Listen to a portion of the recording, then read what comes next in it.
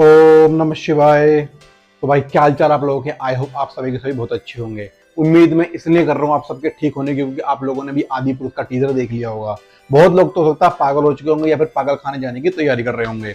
अब मैं ऐसा क्यों बोल रहा हूँ, तो भाई इस बात को जानने के लिए सबसे पहले तो आप जाकर जो मैंने टीजर का रिएक्शन और रिव्यू दिया वो जाकर देखिए। मैं आपको डिस्क्रिप्शन में लिंक दे दूंगा, वहां से जाकर देखिए। उसके बाद फिर यहाँ पर आकर देखिए कि आपको क्या क्या कमियां दिखाई दी और जो मैंने उस टीजर के अंदर बताया है उससे अलग यहाँ क्या क्या मिलने वाला है। तो उस चीज के बारे में आज हम सारी जानकारी लेंगे। सबसे पहले जब टीजर स्टार्ट होता है तो वहां पर प्रभास दिखाए जाते हैं एज ए राम। राम भगवान जी का किरदार प्रभास निभाने वाले हैं। हाँ जी हाँ, प्रभास निभाने वाले हैं। अब आप आश्चर्यचकित भी नहीं होंगे क्योंकि आप लोगों को पहले से पता होगा, लेकिन मैं आश्चर्यचकित हूँ।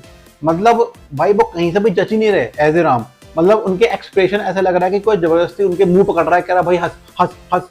मतलब एक अंदर से होता है ना जो हंसी निकलती है, जो कि हमने पिछली अपने रामायण के अंदर इनके अंदर देखी हुई है हंसी। मतलब इनके चेहरे के अलावा राम जी को देखना बड़ा इम्पॉसिबल लगता था, पर लेकिन प्रभास को देखकर लगा कि शायद ये उस किरदार को निभा पाएंगे, लेकिन बिल्कुल भी नहीं, जस्टिफाई बिल्कुल भी नहीं कर पाए। उसके बाद जब वो उड़ते हुए तीर मार रहे होते हैं तो जो सामने एनिमेशन है, जो सामने पक्षी आ रहे होते हैं, जो सामने पक्षी इन द सेंस कि राक्षस नुमा पक्षी आ रहे होते हैं, तो वो भी कुछ ज्यादा अच्छे जचे नहीं। मतलब ऐसा लग रहा है कि बहुत एनिमेशन, बहुत बेकार सा एनिमेशन है, बहुत बेसिक एनिमेशन है। बच्चों के लिए मूवी बनाई गई है। बात ठीक है, बच्चों के लिए आप बना रहे हो, परिवार के लिए बना रहे हो, पर भाई एडल्ट्स भी जाएंगे वहां पर देखने के लिए।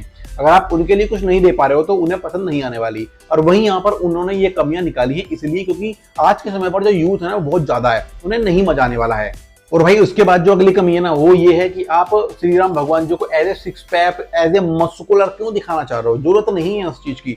एक्टिंग पर फोकस करो, स्टोरी फोकस करो। भाई साहब स्टोरी तो आपके पास पहले से ही है, पर लेकिन एज ए एक्टिंग पर आप करो फोकस। वो आप अगर करोगे तो मूवी ऑटोमेटिकली चलेगी और लोगों को पसंद आएगी। सिक्स पैक से मूवी नहीं चलने वाली है। आज का जमाना बदल चुका है और देखने में भी वो सिक्स पैक ऐसे लग रहे हैं कि जब वो आर्टिफिशियल हैं, लगाए गए हैं और फोकस्ड बहुत बेकार तरीके से दिखाया गया है। साथ ही साथ में बीच बीच में तो ऐसा भी लग रहा है कि जो सीजीआई और एनिमेशन लगाया गया है वो ज्यादा बढ़िया नहीं लगाया गया है। समझ में नहीं आ रहा कि ये 300 से लेकर 500 करोड़ का आंकड़ा है वो कहाँ पर खर्च हुआ है। मेरे अकॉर्डिंग तो वो पैसा खर्च हुआ है जितने भी एक्टर्स हैं बड़े बड़े, तो उनमें वो पैसा लगा दिया और बाकी जो पैसा बचा वो सीजीआई, वीएफएक्स और एनिमेशन के लिए बिल्कुल पैसा बच नहीं पाया, तो वो सब का सब बेकार कर दिया। स्टोरी पहले से ही थी और जो डायरेक्टर हैं ओम राव जी, जिन्होंने ताना जैसी मूवी बनाई थी, समझ में नहीं आया इस मूवी के अंदर उन्होंने ऐसा क्यों किया है। क्यों बेकार मूवी बनाने की तरफ ये अग्रसर हुए। स्टोरी जानदार है लेकिन मूवी को अच्छा नहीं बना पाए। मैंने ये टीजर से अनुमान लगाया है। अब ट्रेलर आएगा, जब मूवी आएगी तब उनका रिव्यू तो अलग होने ही वाला है, लेकिन टीजर के अकॉर्डिंग अभी बिल्कुल भी पसंद नहीं आया। बात करता हूँ जानकी जी की, मतलब हमारी सीता माँ की, जिनका किरदार निभा रही है कीर्ति सेनन। तो उनका छोटा सा किरदार दिखाया गया और मुझे लगता है वो एक गाना होगा, एक सॉन्ग होगा बीच में, तो उस समय का वो किरदार है, उस समय का वो वहां पर उनका किरदार दिखाया गया है। बाकी तो पूरी मूवी के अंदर वो रहने ही वाली है। लेकिन जानकी जी जो है एज ए काफी अच्छी लग रही है। देखो कीर्ति सेनन है तो काफी अच्छी एक्टिंग भी करने वाली है और एज ए सीता वो अच्छी लग रही हैं। बाकी जब आगे मूवी या ट्रेलर आएगा तब चीजें अलग बदल जाएंगी, सिनेरियो अलग होगा।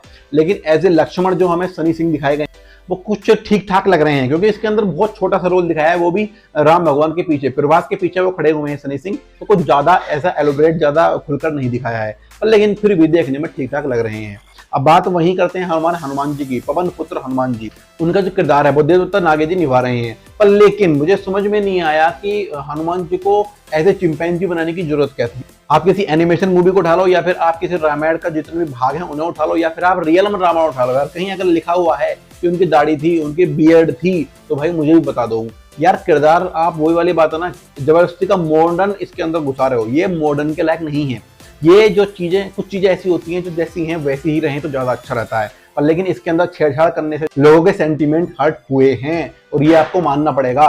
वहीं जो हनुमान जी और राम भगवान जी के बाद जो मेन किरदार है रावण, मतलब यार समझ में नहीं आया सैफ अली खान को कास्ट करने की जरूरत क्या थी सबसे पहले तो। दूसरी बात, अगर आपने कास्ट कर भी लिया तो हेयर स्टाइल ऐसा देने की जरूरत क्या थी, इतना काम करने की जरूरत क्या थी, बियर्ड लगाने की जरूरत क्या थी यार। दूसरा, अब जो पीछे मुड़कर एकदम है करते हैं यार, जरूरत क्या थी, नहीं थी। आपने जबरदस्ती एक तरह से एक नेक्स्ट लेवल क्रूरल्टी दिखाने की कोशिश की है, जो कि रावण नहीं था।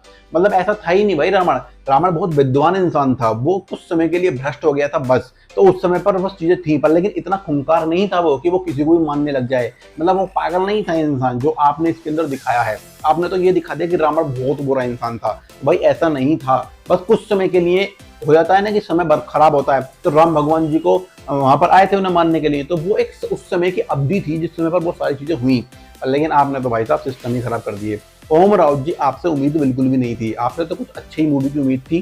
प्रभास यार, तुम्हारा समझ में नहीं आ रहा तुम कर क्या रहे हो यार। बाहुबली के बाद दोनों मूवीज तो बिल्कुल बेकार बनाई ही थी, और इस मूवी से जो उम्मीदें थी वो भी आपने खत्म कर दी बिल्कुल यार। समझ में नहीं आना करना क्या चाह रहे हो यार। मतलब ठीक से तो मुस्कुरा लेते यार, मतलब रियल भी नहीं लग रही मुस्कुराहट, बिल्कुल फेक लग रही है। उसके बाद वहीं पर आपके यार चप्पल पहनकर चल रहे हो, chappal in the sense sandal type. यार उस समय कहाँ सैंडल थे भाई, इतना मॉडर्न की जरूरत क्या थी, इतना मॉडर्न डालने की जरूरत नहीं थी यार। क्या मतलब कर रहे हो यार, मतलब पागल हो जाएगी जनता भाई, कर दिया आपने पागल। मत करो ये चीजें यार, दिमाग खराब होता है इन चीजों से। इस टीजर में जो पॉजिटिव चीज सबसे ज्यादा दिखी वो थे शरद केलकर जी, जिन्होंने प्रभास को आवाज दी है। भाई साहब शानदार, गुड और बेहतरीन, मजा आ गया बिल्कुल आवाज सुन के। पिछली दो मूवीज के अंदर जो घटिया आवाज खुद भाई ने दी थी ना, बिल्कुल पसंद नहीं आई, लोगों ने बिल्कुल नकार दिया और मजा बिगाड़ दिया उनकी आवाज ने। तो भाई साहब यहाँ पर दोबारा शरद केलकर को बुलाया गया है बाहुबली वाली आवाज देने के लिए। भाई जच गया, बिल्कुल शानदार, ये आवाज पसंद आई, और ऐसी आवाज अपन को बार बार मांगता है तो मांगता है। तो भाई साहब यही मेरा ओपिनियन था जो मैंने आपको बताना था, जो मुझे कमियां लगी, जो मुझे लगा कि इसके अंदर और क्या क्या चीजें हो सकती थी।